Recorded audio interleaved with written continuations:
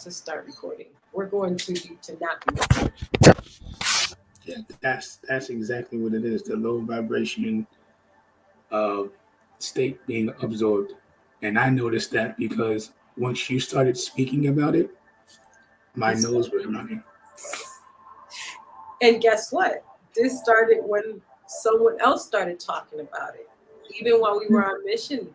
So it's a whole chain reaction, and it does not matter. How the hell is it that everybody is getting sick and we live in different areas? Because there is no separation, nor there is areas. It's all There's no time. There's no time. Because when you look at the numbers, it's all energy that repeats itself. And when you go back to the clock, you already know what energy is being used because that's repeating in the numbers. It's moments repeating itself in energy. There's no numbers. There's no numbers. There's no numbers. There's no time. And there's no distance. There's no separation. They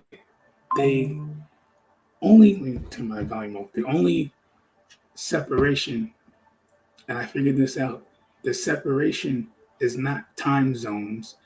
It's the spinning, the clockwise and counterclockwise. So the other part of the planet is supposed to be going counterclockwise. Holy shit. We're talking about teleportation. Yes, the opposite side of the world is in the nighttime. Mm-hmm. They're supposed to be going counterclockwise.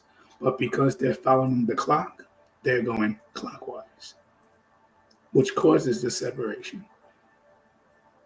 But it has to be up here going counterclockwise, not externally. Right. That's where the separation is. But if everybody was following circadian rhythm, there's no separation. But energetically, there is no separation because they're following a certain rhythm. But because they're following numbers instead of energy, they're separating themselves. Boom. Oh, I tap A. Boom. Because that is what keeps you from teleporting. That is literally what keeps yourself from teleporting because you're believing in distance and time and the time that is so-called required to go to that distance. There's points. We have access points.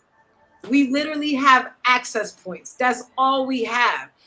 If you want to think about distance, look at it as a stationary access point. But really, I'm sorry, I don't want to confuse people by saying that there's no distance, but what I mean is there is no distance in the way that we have been programmed to think of what distance is. For example, you are so-called in North Carolina, and I'm in so-called Puerto Rico. Supposedly, to get to you on an airplane, it would take somewhere between 4 hours or so, maybe sooner, because of the layaways and stuff like that. But if it's a direct flight, it should be there like really 2 hours. This is just guesstimating, people. The whole point is time.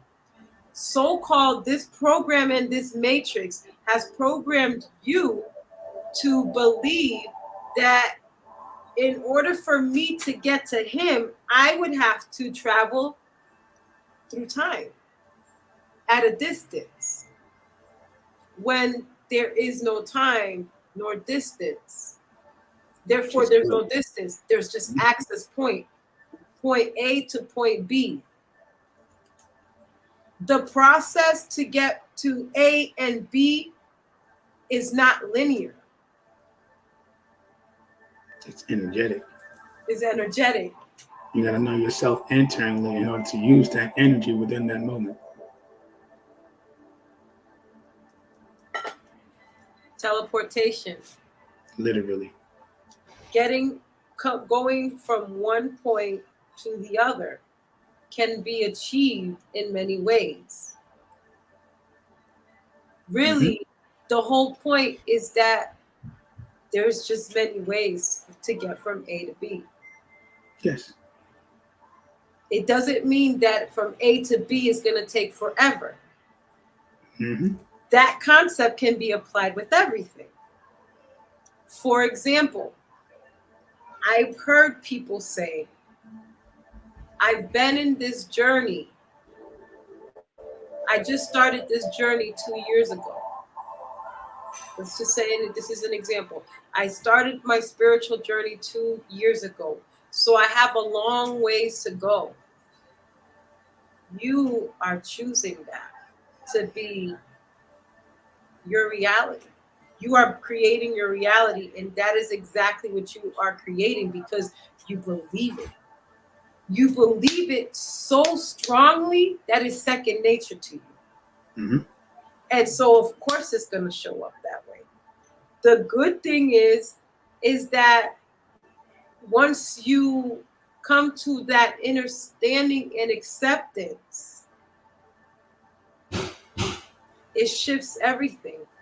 Literally. Simultaneously. So you don't even have to go through 5 years to even get to this concept it's all a matter of acceptance. That is instantaneously. Yeah, because once you accept it, those past versions of yourself are going to remember and it's going to catch on. So that 2 years can turn into thousands of years and so forth, because that part of yourself remembers and is catching on. And the more you speak on it, it's like, oh, I know what I'm talking about. I know what I'm talking about. I remember this. I remember this. And it keeps going deeper and deeper and deeper. And that's what happened yesterday. I was like, wait a minute. Because at first I was like, what am I talking about? But the more I was speaking on it out loud, the more I was like, wait a minute. I know what I'm talking about. I remember this. And then everything started clicking. And I just was in the lab all day yesterday, tapping into all types of stuff. Like I was literally getting ready to do an entire list of all the energetic patterns from 1 to 12, going from 1 o'clock to 12 o'clock, or Aries to Pisces, but adding all the relationships with each energy throughout the day. Because every hour it shifts. But we are still repeating the same energetic moments from day and night. The only difference is the rotation that we are following. If we don't look at that clock that's going clockwise, we follow the rhythm. The subconscious is going counterclockwise, and the conscious is going clockwise, which is creating the balance that is needed to do all of this. Because if you sit there and follow their rhythm, it's masculine. Can't create anything out of that. It has to be feminine and masculine. Everything has a gender. And when I speak on the elemental compass, I actually show a zodiac wheel that has the zodiacs going counterclockwise, but the flow of it is going clockwise, south, north, east, and west. It shows you, but you have to figure it out here. Unprogram and reprogram everything going on in here to catch that concept. Yes. So that you're no longer even operating on a clock, period. You're operating simply on the energy of clockwise and counterclockwise. That spiral, spiral going one direction and the other spiral going the other opposite direction simultaneously. Yep. It creates the torus field in the figure eight. That's what creates your torus field. One side going this way, the other side going this way. That's your torus field. And the more you expand it, the bigger it gets. And to test out your torus field, when you go ground and you stand in your access point, watch your surroundings. I do this every single day. When I go stand in my access point, I see how big my torus field really is. And I look at the trees around me in a circle, I just spin around and see everything moving at once. When I stop, everything stops. I'm like, wow, this is really big. But when we come in the house, it shrinks because of the shapes that we're in. We're in these cubes. That's a whole other story with angles. Everything in the house is 90 degrees. Hence, a square, 90 degrees. And it's a whole bunch of stuff with the angles and the squares and the cubes and the shapes and houses, how it conceals your actual torus field. But when you go outside in nature, it expands to its natural form. So I hope you guys enjoy this video and this discussion on time travel and access points. And certainly it's just still a sprinkle on top. We shall be delving in deeply and deeper more into this subject. Peace, family.